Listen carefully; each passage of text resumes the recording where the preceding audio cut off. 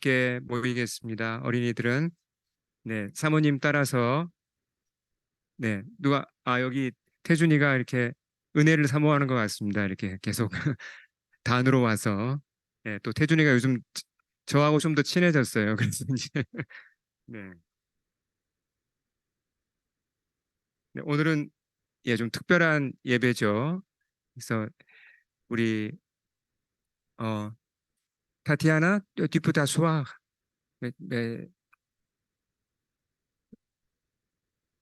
자, 좀 특별한 예배인데요. 어 제목 우리 앞을 보시면서 제목 한번 같이 읽어보겠습니다. 시작. 플라스틱으로 오염된 세상에서 좀 글씨가 작죠? 우리가 바라는 구원자. 그래서 전반부는 조금 이렇게 플라스틱 얘기를 하겠습니다. 그리고 이제 후반부에 우리 누가복음 15장 말씀을 함께 나누고자 합니다. 그래서 조금 평소보다는 설교가 좀 길 것이고, 평소에 좀 어, 제가 하지 않은 그런 얘기들을 많이 할 겁니다. 좀 더 이렇게 과학적인 얘기를 많이 할 텐데 쉽게 설명을 해드리겠습니다. 결국은 우리가 가진 모든 것을 다 들여서 하나님의 복음을 드러내야 하기 때문에 제가 가진 것이 좀 과학적인 그런 백그라운드가 있기 때문에 그걸 이용해서 하나님의 말씀을 드러내고자 합니다. 그런 시도로 봐주시면 좋겠습니다. 자, 그래서 제가 질문을 많이 드릴 텐데 편히 답을 해주셔야 됩니다. 저와 이렇게 주고받고 하면서 같이 이렇게 우리가 어, 같이 잘 이해하면서 가면 좋겠습니다. 오늘은 스크린이 이쪽 오른쪽밖에 안 보이죠. 그래서 오른쪽 스크린을 잘 봐주시면 좋겠습니다. 자, 여러분 그 재료라는 게 있습니다. 재료. 어, 자, 여러분 지금 어디에 앉아 계시죠? 의자에 앉아 있습니다. 의자가 어떻게 만들어졌을까요? 의자를 공장에서 만들려면 예, 의자가 어떤 재료가 필요하죠? 보면 그게 갑자기 의자가 어디서 튀어나오지는 않죠. 앉아 있는 그 천이 필요하고 그렇죠? 천. 그 속에 스펀지가 들어 있고 또 구조는 뭘로 되어 있습니까? 구조가 예, 철로 되어 있습니다. 그러니까 철 막대기도 있어야 되고 천도 있어야 되고 스펀지도 있어야 되고 이런 재료가 있어야 의자가 만들어지는 겁니다. 그렇죠? 예. 집을 짓기 위해서도 보면 기본적으로 이제 집을 짓는 재료 우리가 알듯이 나무와 벽돌 이런 게 필요하잖아요. 자, 재료라는 것이 참 중요합니다. 재료가 없이는 아무것도 만들 수가 없죠.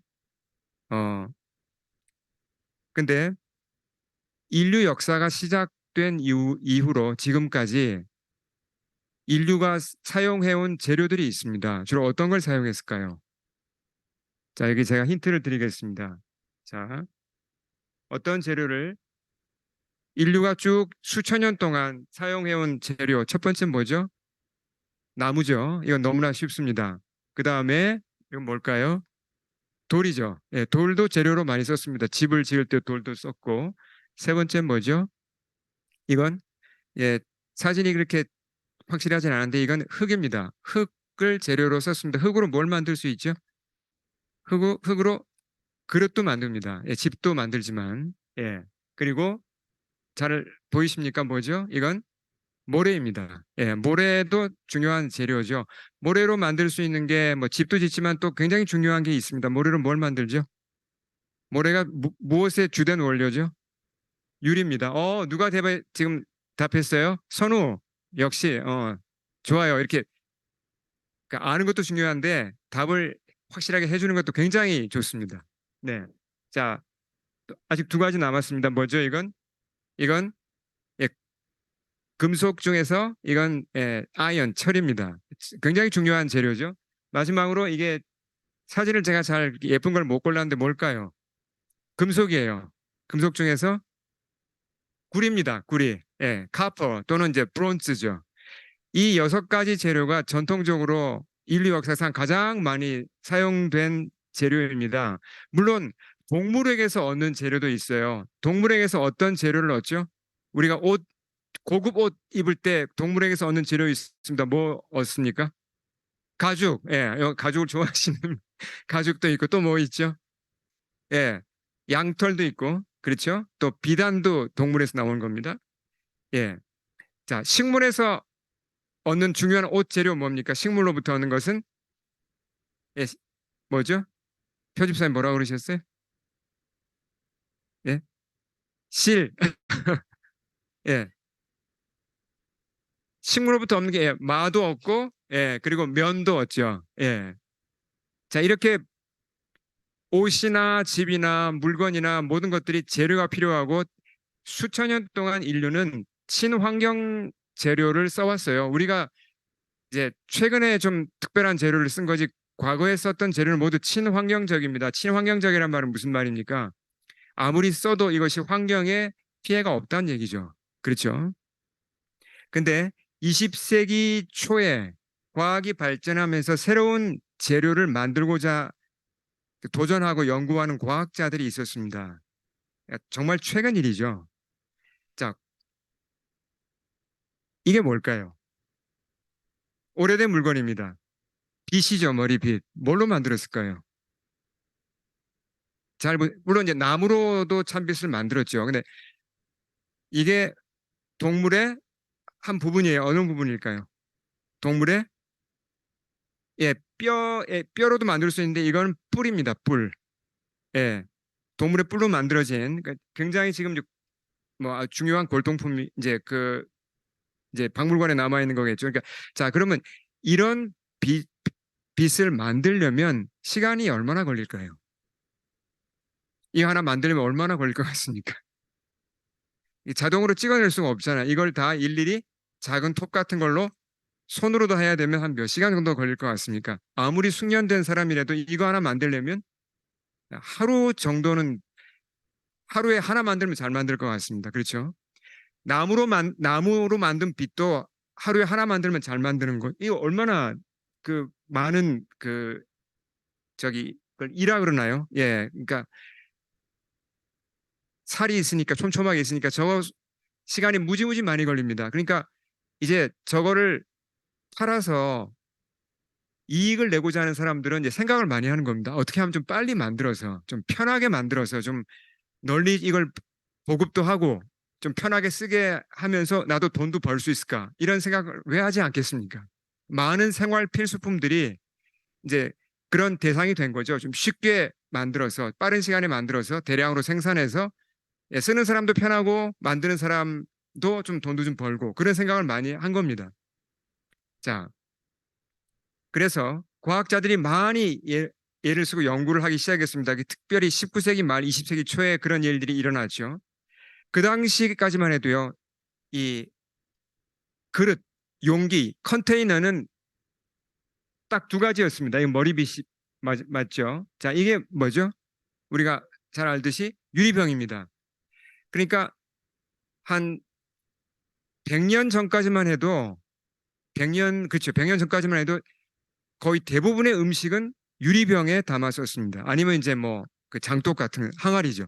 항아리 아니면 유리병이죠. 그리고 대부분의 물건을 어디다가 보관했습니까? 나무통에다가 보관을 했어요. 뭐 나무로 통을 만들든지 아니면 가죽으로 만들든지 다 나무, 유리 또는 뭐 가죽 이런 거였습니다. 근데 이런 걸 만들려고 해도 어떻습니까? 시간이 많이 걸립니다. 그리고 대량으로 만들기가 어렵습니다. 그래서 과학자들이 계속 연구를 한 거예요. 어떤 새로운 재료가 없을까? 그러니까 나무 말고 금속 말고 가죽 그런 거 말고 좀 더 새로운 재료, 쉽게 만들 수 있는 빛 하나를 만들더라도 갖다가 들이부으면 그냥 금방금방 찍어낼 수 있는 그런 재료가 없을까? 연구를 한 겁니다.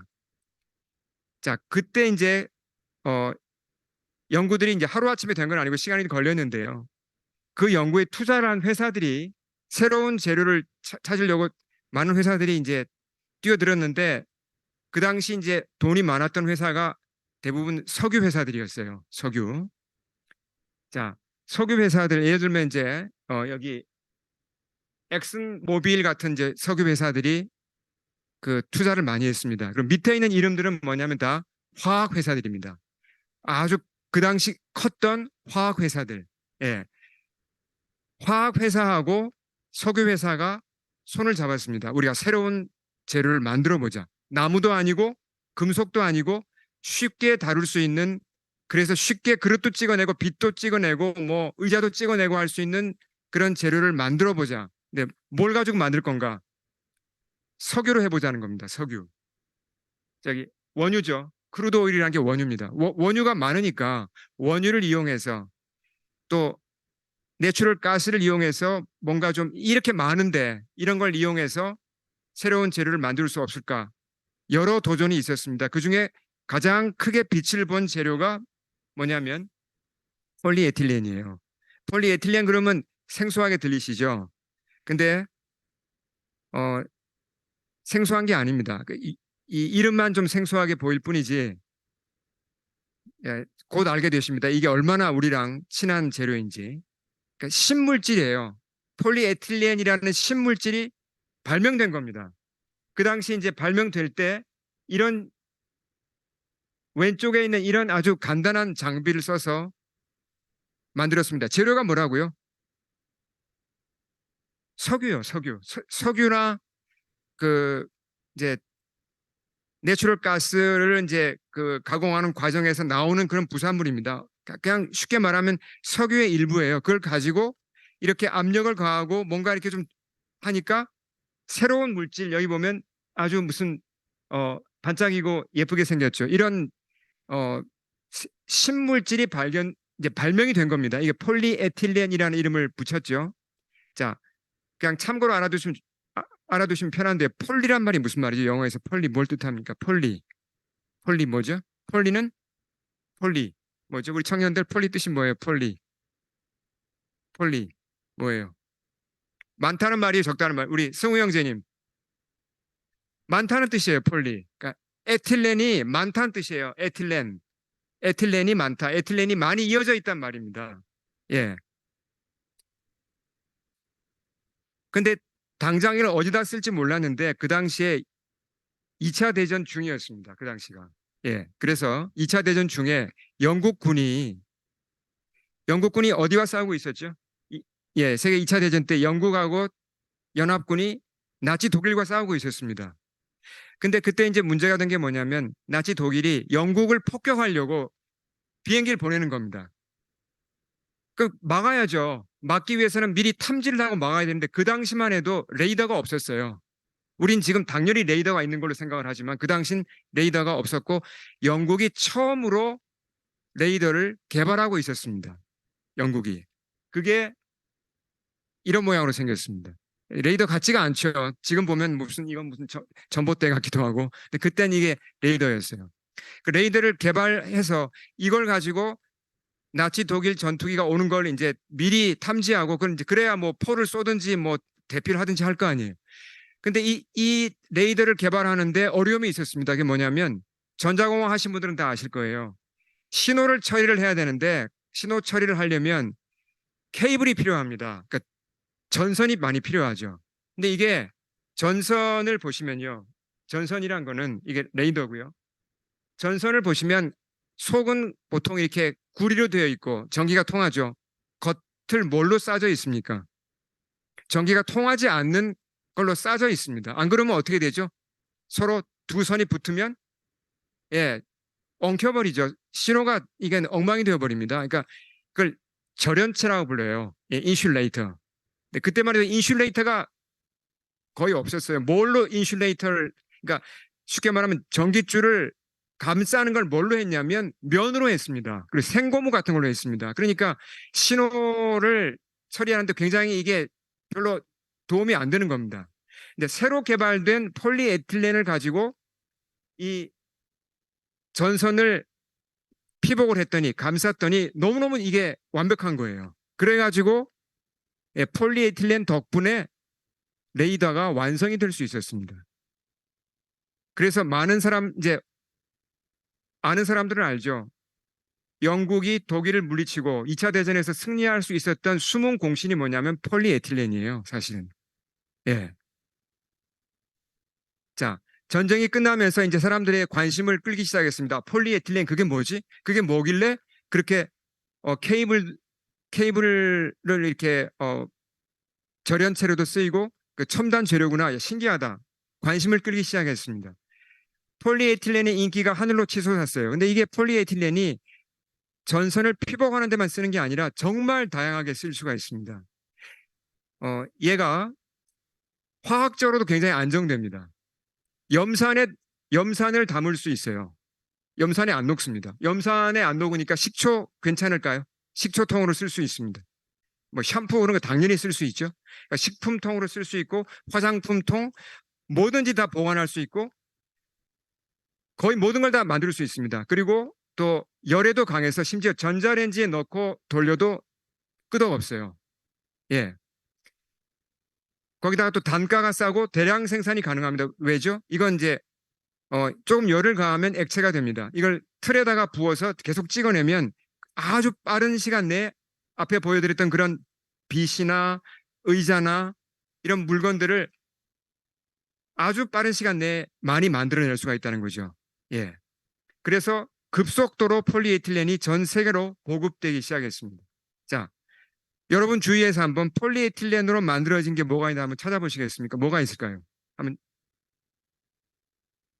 여기 이제 힌트를 드립니다. 보면 이건 일부에 불과하고 많은 것이 폴리에틸렌이에요. 예.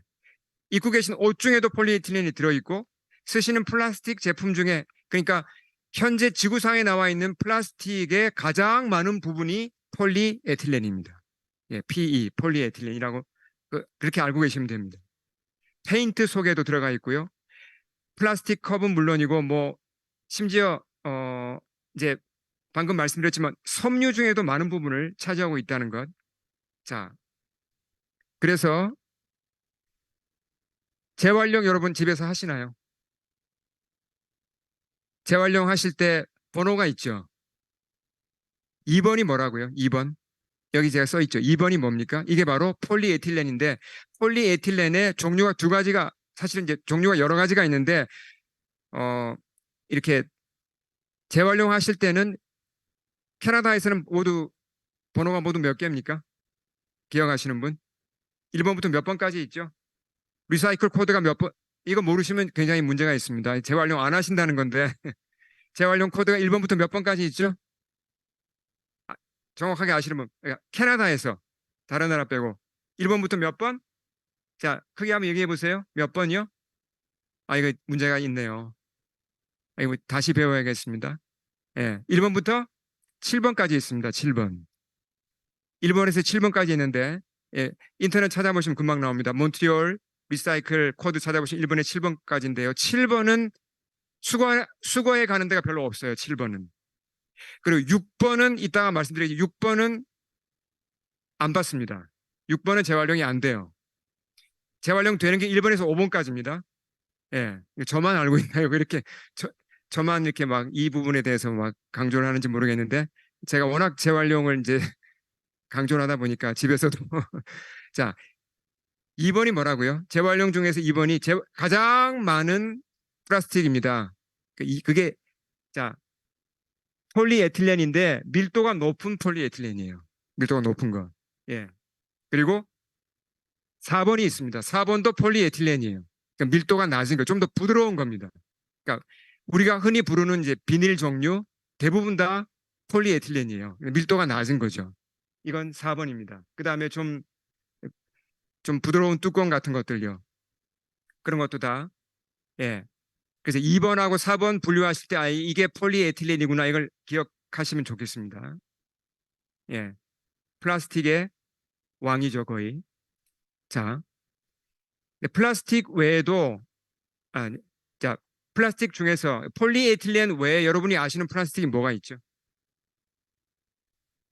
예, 좀 제가 관심을 많이 좀 쉽게 해야 되기 때문에 폴리에틸렌 외에 여러분이 아시는 플라스틱이 있습니다. 알고 계신데 지금 이제 이게 매치가 잘 안 돼서 그런데 자 그러면 이거 플라스틱 맞죠? 이거 쇠 아닙니다. 플라스틱입니다. 이름이 뭘까요? 이름이 있습니다. 분명히 여러분 아십니다. 이거 이름을 많이 쓰시는 거예요. 이름 P PVC예요. PVC PVC입니다. 약자죠. 예. PVC라는 PVC가 이게 리사이클 코드 3번이에요. 상당히 많이 있습니다. 랩 같은 경우도 PVC로 만드는 것도 많고요. 자, 그 다음에 PVC, 이건 PVC고, 이건 뭐죠? 우리가 흔히 뭐라고 부릅니까? 스티로폼이라고 부르는 거죠. 그 옆에 있는 이 포크와 나이프 같은 거는 스티로폼은 아니죠. 그렇죠? 같은 플라스틱이에요.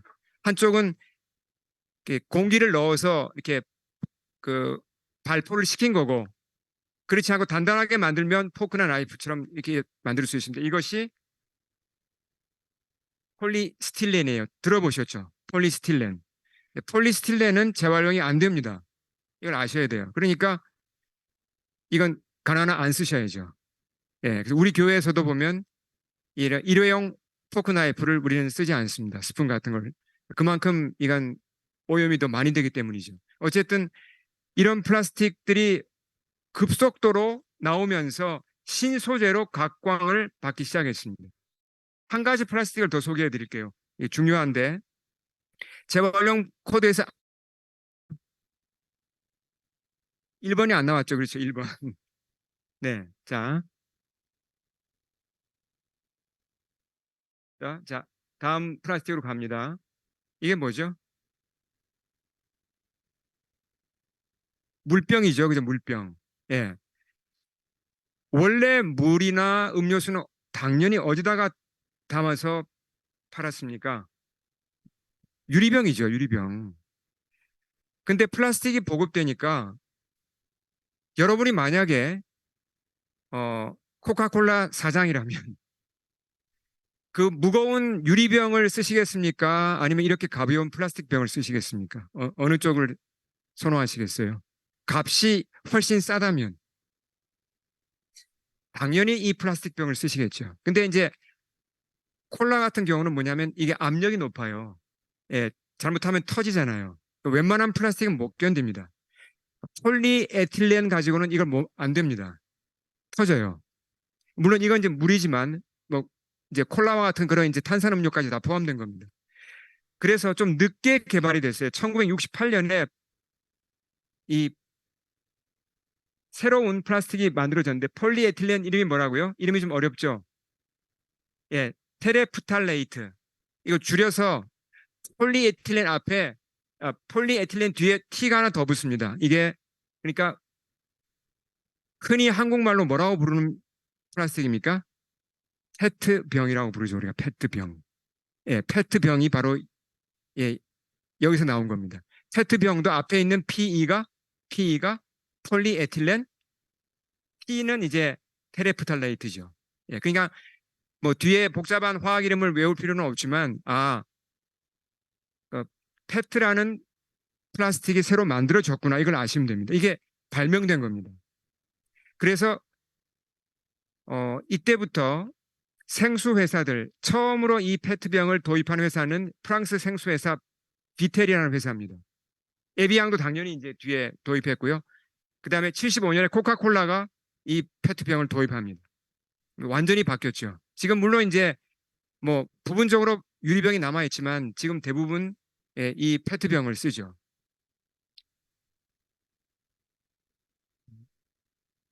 자, 페트병을 쓰시면서 여러분 뭐 이렇게 드시는 생각이 없습니까?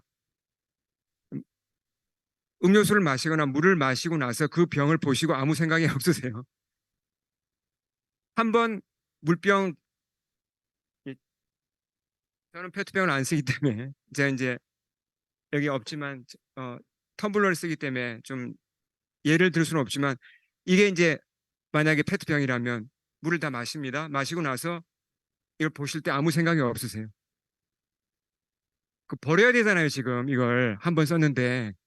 근데 한 번 쓰고 버리기에는요, 이게 너무나 아까울 정도로 잘 만들어진 겁니다. 한번 자세히 보십시오. 아니, 이걸 한 번 쓰고 버린다는 게 사실 좀 이해가 안 될 정도로 잘 만들어진 거예요. 뭐 그렇다고 또 여러 번 반복해 쓰기는 좀 어렵지만. 그러니까 참 이상한 문화가 들어온 겁니다. 플라스틱이 보급되면서 이제 일회용 문화가 생겼다는 거죠.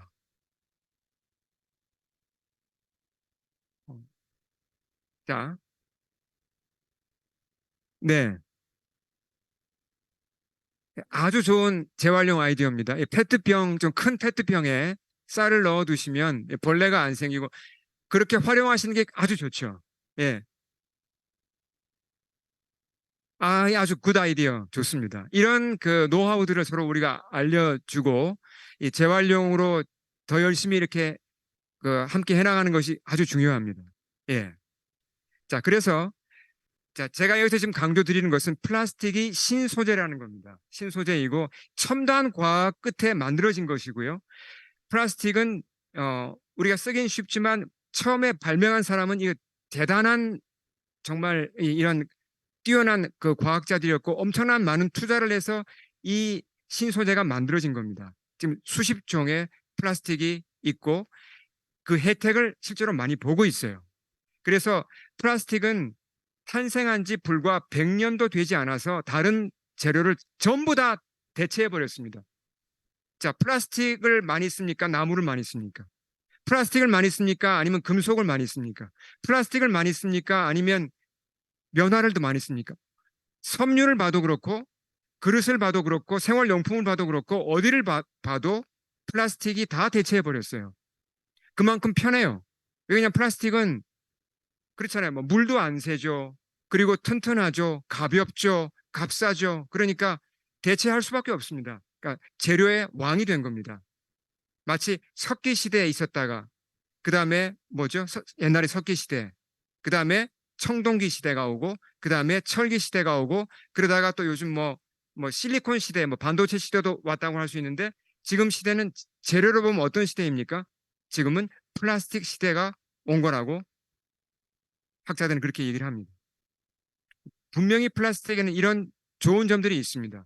그리고 이런 플라스틱을 만들어 썼다는 것은 어떤 그만큼 이 우리 사람이 그만큼 뛰어난 존재란 거고 어떤 과학 기술의 승리, 어떤 이제 그런 이 인간 문화의 승리라고 할 수 있죠, 분명히.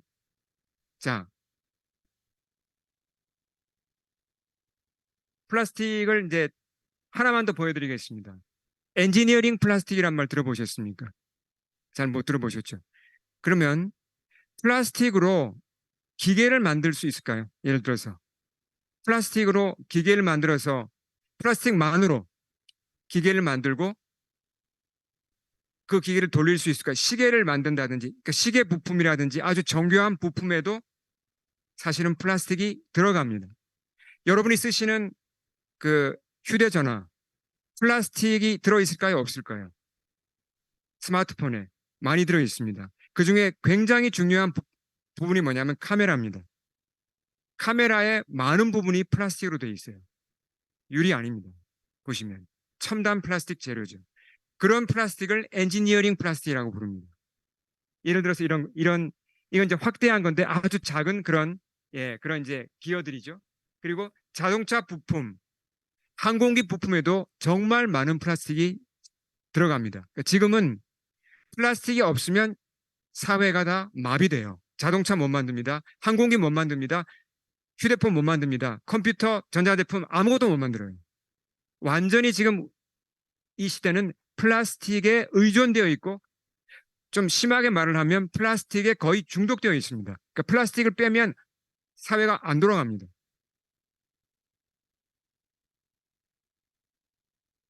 자,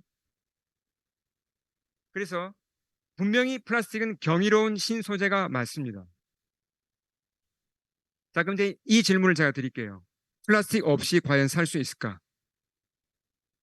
화면에 보이는 게 뭘까요? 메디컬 플라스틱입니다. 병원에서 쓰는 플라스틱. 자, 병원에서 쓰는 주사기부터 시작해서 거의 모든 그 기구들 거의 90%가 다 플라스틱이에요. 플라스틱 없이 산다는 건 어려워졌죠. 한쪽이 실크이고 한쪽이 합섬, 그러니까 인조 섬유입니다. 어느 쪽이 실크일까? 한번 자, 어, 왼쪽, 왼쪽, 어, 왼쪽이 실크다라고 생각되시는 분 한번 손 들어보십시오. 왼쪽이 실크다. 왼쪽. 오른쪽이 실크다. 오른쪽을 더 많이 드셨는데요. 정답은 왼쪽입니다. 놀랍죠? 예. 만져도 구별이 잘 안 갑니다. 눈으로도 구별이 안 갈 뿐만 아니라 만져보셔도 전문가가 아니면 잘 몰라요. 그만큼 예, 플라스틱으로 만든 섬유가 이렇게 지금 발달되어 있습니다. 어, 자, 2017년 통계를 보면요. 이 통계 숫자를 제가 그냥 퀴즈로 드리는 게 낫겠네요. 자, 다 지금 옷 입고 계시잖아요. 우리 옷에 대강 몇 퍼센트가 플라스틱일까요? 다시 말하면 인조 자, 합성 섬유일까요? 몇 퍼센트가? 제가 보기를 내어드릴게요. 30%, 1번 30%, 2번 50%, 3번 65%, 4번 75%. 몇 프로요? 75% 거의 비슷하게 맞았습니다. 65%나 되는 모든 옷감에 옷에 예, 이것이 플라스틱입니다.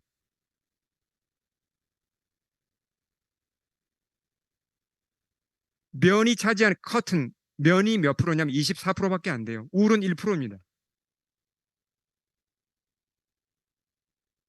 근데 플라스틱 생산량이 점점 이 지금 플라스틱이 얼마만큼 만들어지냐를 매년 얼마만큼 만들어지느냐 이거 급속하게 양이 늘어나죠. 어, 자, 2019년 이후로 1년에 만들어지는 플라스틱 양이 4.6억 톤입니다. 4.6억 톤 그럼 감이 잘 안 잡히시잖아요. 자, 전 세계에서 밀, 곡식 중에 밀 있잖아요. 밀이 생산되는 걸 다 합치면 1년에 7.5억 톤입니다. 밀 다 합친 게. 근데 플라스틱이 얼마나 된다고요? 4.6억 톤이에요. 그러니까 밀 생산되는 것에 약 60% 정도로 해당하는 그 양의 플라스틱을 매년 만들어냅니다. 자, 근데 이제 문제가 있어요. 어, 처음에 제가 뭐라고 말씀드렸죠? 왜 과학자들이 플라스틱이라기보다는 이제 왜 과학자들이 새로운 재료를 찾았다 그랬죠? 나무도 나무가 가진 약점, 금속이 가진 약점, 나무는 쉽게 부러지잖아요. 금속은 무겁잖아요. 그러니까 좀 가벼우면서 부러지지도 않고 또 물도 새지도 않고 이런 새로운 신소재를 찾았습니다. 찾고 연구하고 하던 끝에 플라스틱을 만들었잖아요. 그렇죠? 그래서 신나게 사용했습니다. 수십 년 동안은. 너무 즐거웠어요. 플라스틱을 가지고 뭐 못 만드는 게 없었어요. 다 플라스틱으로 대체했습니다. 근데 시간이 한참 지나고 나서 보니까 플라스틱이 플라스틱에 문제가 있네.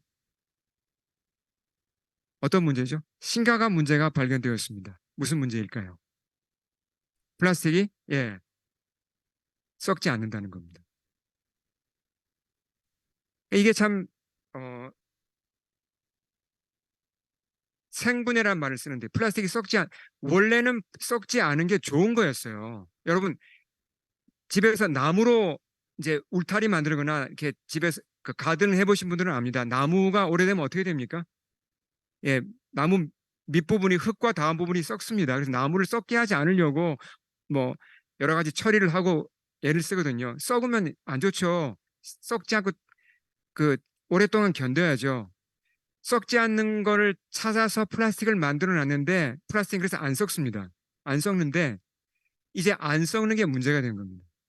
예, 썩는단 말이 무슨 말이죠? 좀 더 이걸 우리가 알기 쉽게 표현하면 나무가 썩는다는 말이 무슨 말입니까? 박테리아가 나무를 먹을 수 있다는 얘기입니다. 그래야 썩는 거, 분해가 되는 거지. 플라스틱은 못 먹어요, 박테리아가. 아주 드물게 플라스틱을 먹는 박테리아가 있기는 한데, 그건 뭐 너무나 미미해서 우리가 뭐 이렇게, 그것까지 뭐 이렇게 도움을 얻을 수는 없고요. 안 썩는 게 문제라는 얘기입니다. 플라스틱이 안 썩도록 만들어 놨는데 안 썩는 게 이제 문제가 돼버린 겁니다. 자, 그러니까, 어, 안 썩으면 어떻게 되죠? 이렇게 좀 전에 보신 대로 매년 만들어진 플라스틱이 지금 다 어디로 갔습니까? 그대로 다 남아 있습니다. 그대로 다. 태운 거 빼고 거의 그대로 남아 있어요. 물론 모양은 좀 변했겠지만 다 남아있다는 겁니다.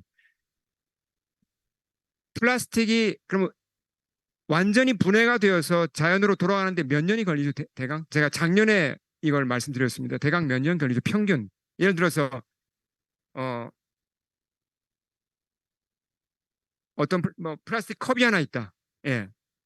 아니면 그 페트병이 있다. 이걸 페트병이라고 하면요. 페트병이 완전히 다 분해되어서 자연으로 돌아가는데 몇 년이 걸리죠? 기억나세요, 혹시? 100년? 200년? 300년? 예. 과학자들이 추정한 바로는 500년 정도 간다고 봅니다. 500년쯤 지나야 분해될 거다. 근데 아직 이것도 추정이에요. 그러니까 더 오래 걸릴 수도 있다는 얘기입니다. 페트병 쓰시고 버리실 때 생각하셔야 됩니다. 이걸 버리실 때, 아, 얘가 500년 가는구나. 물론 부서질 수는 있습니다. 근데 부서지면 어떻게 되죠? 그게 사라지는 게 아니라 미세 플라스틱이 되어서 그냥 떠돌아다니는 거예요. 지구 어딘가에. 자, 그래서 어, 1년에 생산되는 페트병의 숫자가 얼마나 되신지 아십니까? 페트병. 우리가 물병으로도 쓰고 뭐 탄산음료병으로도 쓰잖아요. 1년에 모두 몇 개나 나오는지 아세요? 예, 5천억 개가 소비됩니다. 5천억 개. 이것도 너무 커서 감이 잘 안 잡히죠. 전 지구에 있는 모든 사람 1인당 따져도 62개를 소비할 수 있는 양이 나옵니다. 그게 매년 소비되고 있어요.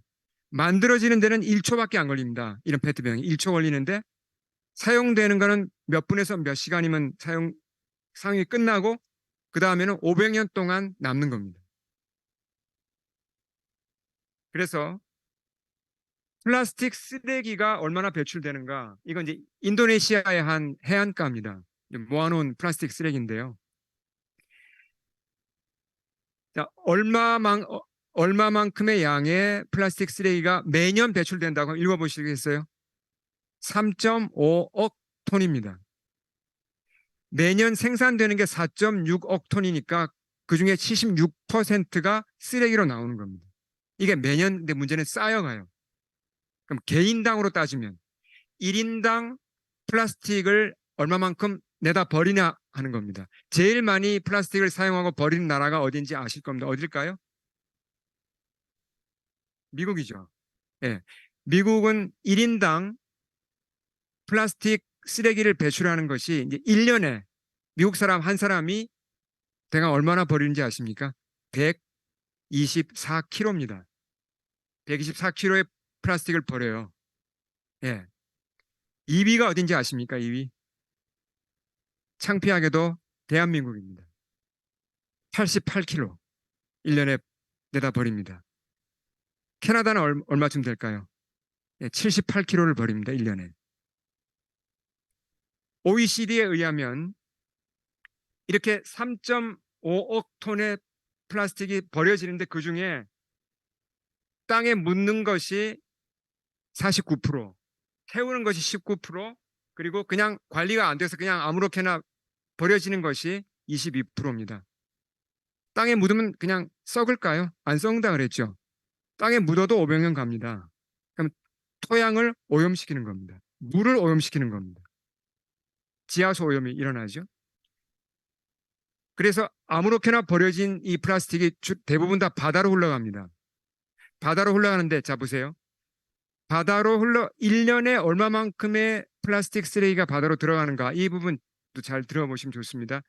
이게 1,000만 톤인데요. 그러니까 1,000만 톤, 그러니까 1,000만 톤이라고 하면 감이 잘 안 오잖아요. 이게 어떻게 되냐면 쓰레기 수거 트럭 아시죠?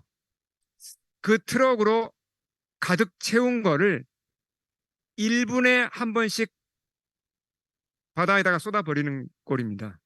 1분에 한 대 그 트럭에 실린 플라스틱 쓰레기가 바다로 그냥 버려지고 또 1분 후에 버려지고 이게 365일 계속되는 양이 버려지는 겁니다. 바다에. 정상이 아니죠. 그래서 그 태평양에 그 플라스틱 쓰레기 섬이 있다는 건 들어보셨잖아요. 제가 이건 작년에 말씀을 드렸습니다. 근데 눈에 보이는 것만 문제가 아닙니다. 이게 눈에 보이는 건데요. 버려진 쓰레기가 이게 시간이 오래되면 어떻게 되냐면 쪼개집니다. 이게 파도에 쪼개지고 바람에 쪼개지고 그러면서 가루가 되는 게 그게 앞서 말씀드린 대로 이제 미세 플라스틱이 되는 건데요. 자, 이거 바다로 오염된 이제 그 예를 든 거죠. 제가 조금 전에 못 보여드렸는데, 예. 우리가 생각할 때는 저 거북이 참 힘들겠다. 거북이 힘들어요. 예. 바다 거북이 힘들죠. 바다 동물들이 피해를 당하는 게 힘들죠. 근데 이제 그 바다 얘기를 하면요. 바다가 오염된다 그러면 어떤 분들은 이렇게 반응합니다. 나 생선 안 먹으면 되지. 뭐 바다 오염되는 거 뭐 별로 좋은 일은 아니지만 뭐 나랑 직접 관련이 있는 건 아닌 것 같아. 이렇게 생각하시는 분도 계시거든요. 근데 과연 그럴까요? 바다가 오염되는 게 거북이만의 문제일까요? 그게 아닙니다. 예. 어, 자, 저를 잠깐 봐주시죠. 여러분, 숨을 쉬고 계시죠, 여러분? 숨 안 쉬시는 분 여기 다 안 계시잖아요. 사람이나 동물은 뭘 들여 마시고 뭘 내뱉죠? 산소 들여 마시고 이산화탄소를 내뱉죠. 그럼 누가 산소를 만들어 줍니까? 누가 이산화탄소를 들여 마시고 산소를 내어주죠? 식물이 하죠. 식물이 없으면 우리가 살 수 있나요? 없습니다. 자, 그러면 지구상에 식물이 만들어주는 산소, 다 땅에 있는 식물이 만들어주는 게 아닙니다. 바다에서 만들어지는 산소가 50% 이상이에요. 어떻게 이게 가능하죠? 바다에서 누가 만드나요? 산소를? 예. 바다에서 식물성 플랑크톤이 만드는 산소가 전체 산소 양의 50%를 넘습니다. 그러니까 바다가 오염되면 이건 우리 생명하고 직결된 겁니다. 자, 바다가 얼마나 오염된지 한번 보겠습니다. 그래서 미세 플라스틱 때문에 지금 물고기 예를 들면 이제 얘 같은 경우도 피해를 입었는데 과학자들이 잡아서 해부를 해보니까 이런 플라스틱 조각이 18개가 나왔습니다. 얘가 그러니까 이건 먹인 줄 알고 먹은 거예요. 먹고 죽은 거죠. 이제 그냥 영양실조로 죽은 겁니다. 이런 경우는. 예, 배는 부른데 그냥 뭐 소화시킬 수가 없죠. 근데 이런 물고기만 비참한 게 아니라 사람도 방금 말씀드렸지만 산소 문제도 있고 여러 가지 문제가 관련되어 있기 때문에 우리가 지금 심각한 위협을 받고 있다는 겁니다. 바다가 죽어가면 우리도 죽습니다. 근데 지금 바다가 얼마만큼 미세 플라스틱으로 오염되어 있는지를 보여주는 지도입니다. 빨간색이 오염도가 심한 겁니다. 자, 어디가 제일 빨갛죠? 자, 두 군데를 보십시오. 우선 다행히 캐나다는 어떻습니까? 예, 서부 쪽은 괜찮은데 캐나다도 동부 아래쪽은 조금 캐나다는 깨끗해요. 미국 동부가 조금 안 좋고요. 가장 빨간 데가 많은 데가 어디입니까? 아시아입니다. 그리고 지중해입니다. 한국은 완전히 빨간색이에요. 어, 13년 전 기준밖에 지금 제가 없는데요. 2010년을 기준으로 잘 들어보십시오. 한국의 서해, 그러니까 중국과 있는 바다죠. 5%가 생물학적으로 죽었습니다. 그러니까 미세 플라스틱 때문에 죽음의 바다로 생명체가 살 수 없는 것으로 선포되었죠. 지중해는 16%가 죽었습니다. 2010년에 이미. 그리고 이 추세로 간다면 2050년이 되면 서해 바다의 27%가 죽습니다. 아무것도 못 살아요. 지중해는 45%가 죽을 겁니다. 그냥 우리가 그냥 가만히 그냥 손 놓고 있을 그럴 문제가 아니란 얘기죠. 굉장히 심각한 문제입니다. 자, 그럼 이제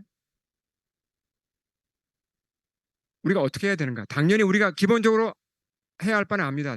우리가 재활용 열심히 해야죠. 그 플라스틱은 가능한 한 줄여야죠.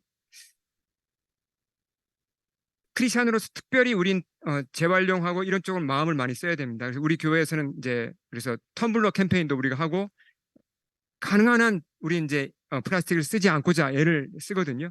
집에서도 그렇게 해야 되죠. 근데 자, 어떻게 이 플라스틱 문제를 해결할 수 있을까? 이 질문을 드립니다. 과연 인류가 지금 플라스틱 문제를 풀 수 있을까? 플라스틱 문제는 플라스틱 문제로만 끝나는 게 아니라 지금 기후변화 문제하고 직결되어 있습니다.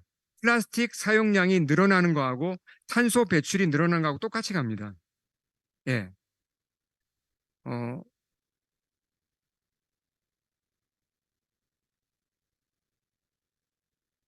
여러분이 집에서 재활용 통에다가 어, 페트병이나 재활용을 분류를 하시잖아요.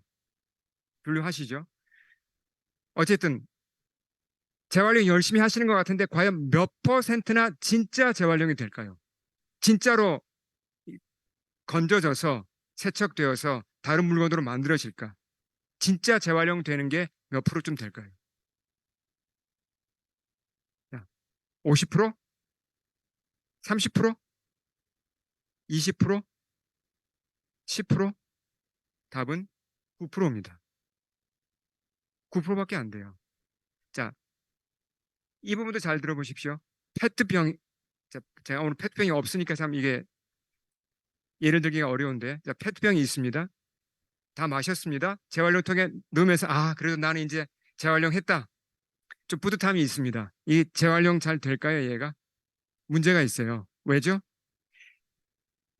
뚜껑이 문제입니다, 뚜껑. 병은 페트로 만들어졌어요. 뚜껑은 성분이 다릅니다. 이거는 폴리에틸렌이에요. 페트가 아니에요. 성분이 달라요. 그러니까 얘를 다 모아서 화학적으로 처리를 해가지고 다시 페트를 만들 수가 없다는 겁니다. 불순물이 들어가기 때문에. 굉장히 복잡합니다. 이 재활용한다는 게 쉽지 않아요. 예.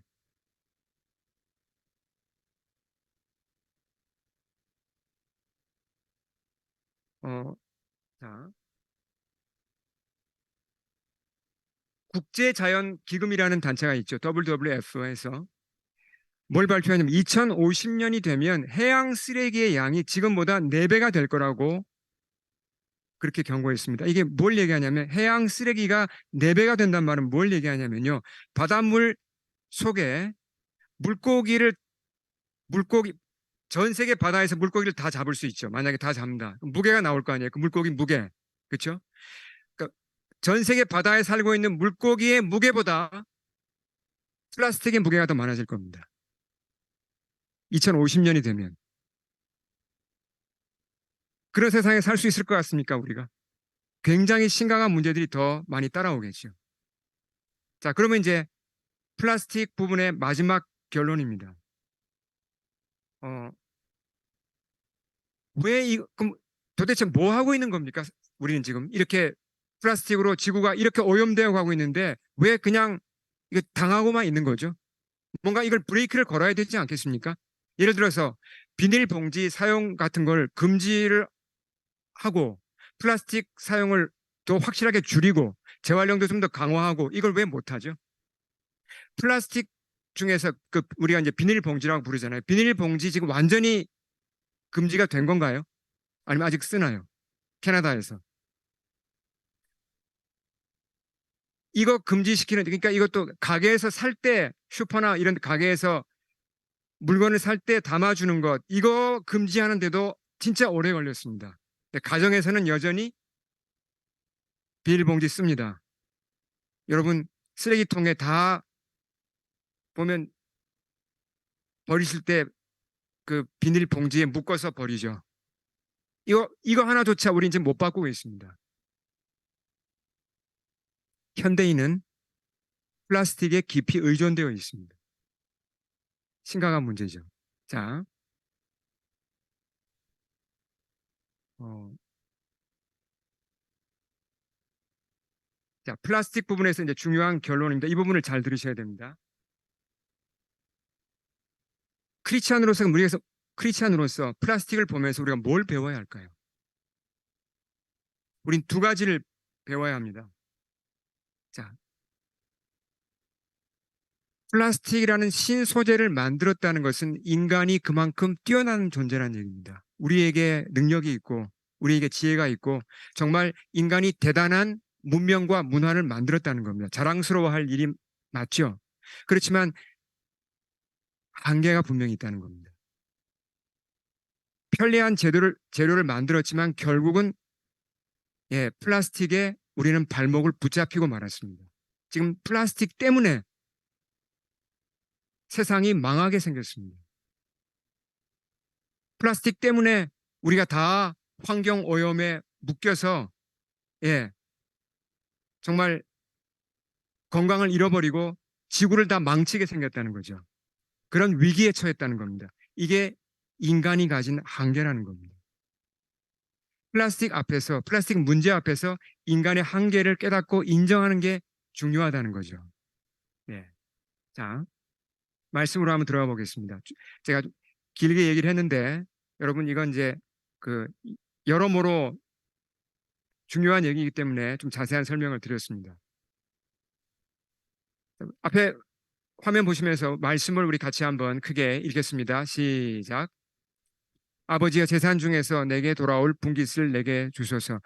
그 유명한 탕자의 비유입니다. 우리 너무나 이 얘기를 잘 알고 있어요. 자, 둘째 아들이 아버지의 영향을 벗어나서 집을 떠나고 싶어 하죠. 근데 아버지가 어떻게 했습니까? 재산을 나누어 줬습니다. 왜 재산을 그냥 줬을까요? 이게 사실 말도 안 되는 요구잖아요. 그렇잖아요.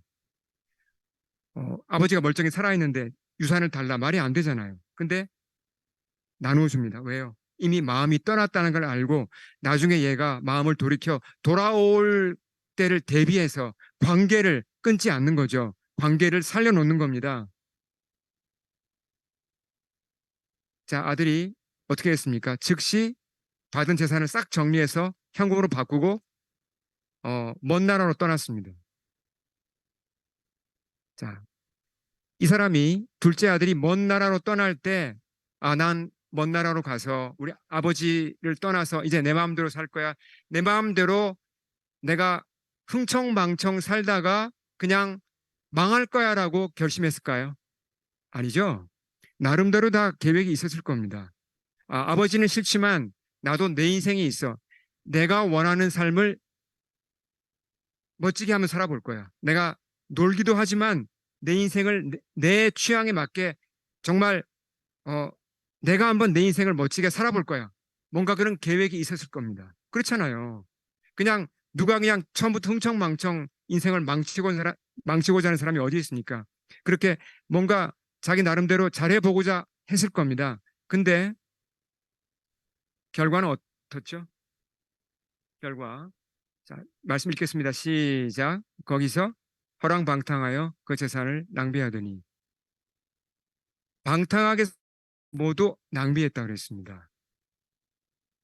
어, 원래 의도와는 다르게 방탕해졌고 원래 의도와는 다르게 낭비해 버렸습니다. 뭘 낭비했죠? 재산 낭비하고 젊음 낭비하고 시간 낭비하고 인생이 다 낭비되어 버렸습니다. 왜 이런 비극이 일어났죠? 자, 이게 근본 원인이 뭡니까? 이 둘째가 이렇게 인생이 망하게 된 근본 원인이 뭡니까? 재테크를 잘못한 건가요? 나쁜 친구를 만난 건가요? 아니면 그때 뭔가 이렇게 어, 상황이 안 좋아가지고 하필이면 그때 막 경기가 안 좋고 그런 상황 때문인가요? 아닙니다.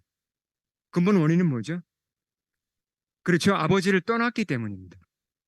저는 이 말씀을 보면서 뭘 생각했냐. 물론 이제 1차적으로는 저 자신에게 이 말씀을 적용하는데요. 여러분, 이 둘째 아들을 누구의 모습입니까? 이게 바로 인류의 모습이에요.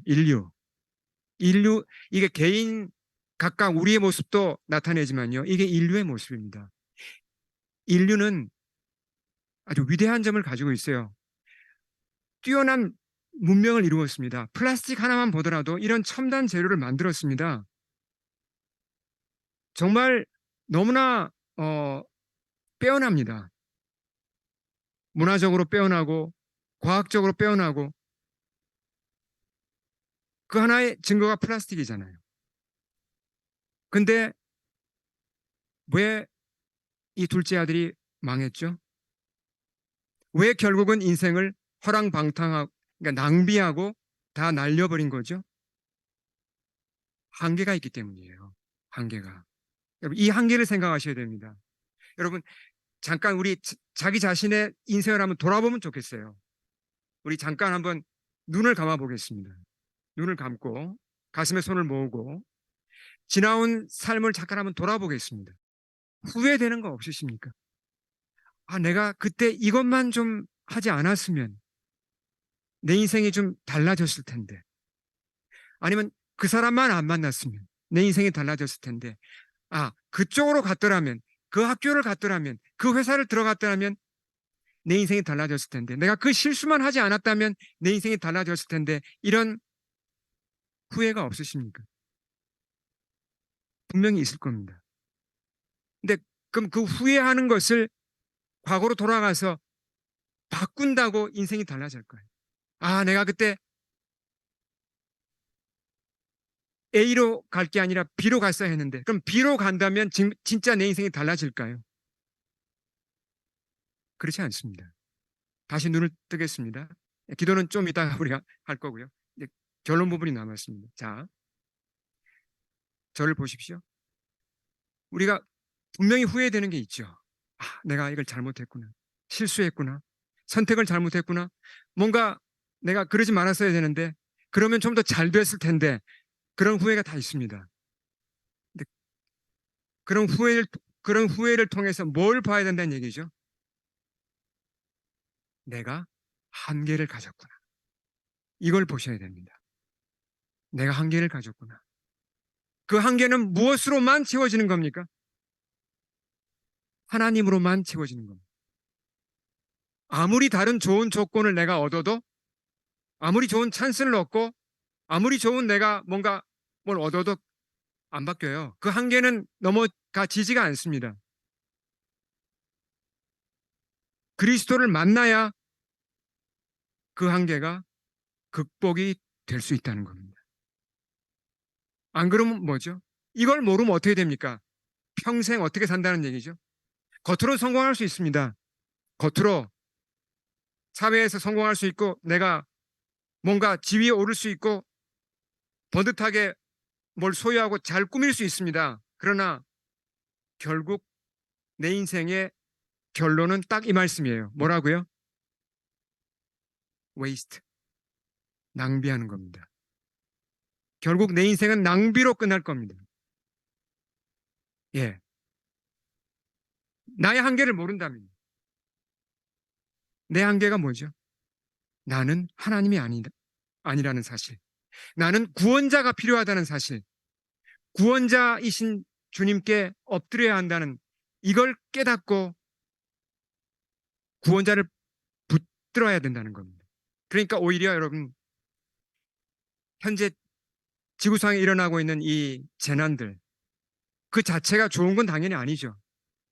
기후 변화와 환경 오염과 이 자체가 당연히 좋은 건 아닙니다. 그러나 이 어려움 속에서 우리는 한계를 봐야 되고 아 이게 나의 한계구나 인류의 한계구나 그걸 깨닫고 뭐죠? 구원자를 갈망해야 된다는 것. 이 둘째가 어떻게 합니까? 다행히 정신을 차려요. 그리고 이제 돌아오죠. 예. 그가 정신을 차렸을 때 한계를 깨닫습니다. 내가 친구한테 돈을 빌려 투자를 하면 잘해봐야지 이게 아니잖아요. 아버지께 돌아가지. 이게 회개죠. 그가 돌아옵니다. 돌아올 때 어떻게 아버지가 그를 영접해 주었죠? 같이 읽겠습니다. 자, 마지막 말씀 같이 읽겠습니다. 시작.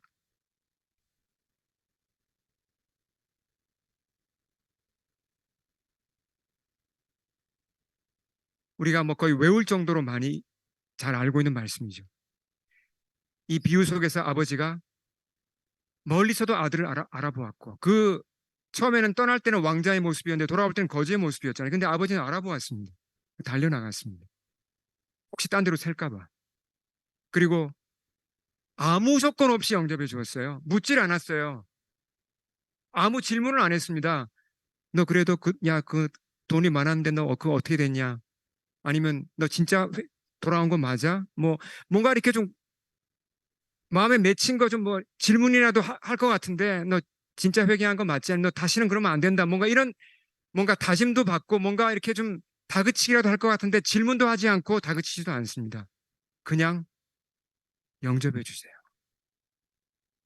너 돌아왔구나. 그럼 됐다. 너 돌아왔지? 넌 내 아들이야. 그대로 있는 모습 그대로 영접해 주십니다. 회복시켜 주시는 거죠. 이게 어떻게 가능합니까? 우린 죄인인데 우리 죄를 예수님이 다 대신 담당하셨고 그래서 우리가 죽게 돌아오기만 할 때 우리의 과거가 다 해결되는 것이고 죄가 다 씻기는 것이고 예. 이러면서 우리 인생은 더 이상 이제 낭비가 아니라 이제 진짜 열매를 맺게 되는 것입니다. 우리 주님 앞에 엎드리겠습니다. 선포된 말씀 앞에 우리 함께 기도하겠습니다.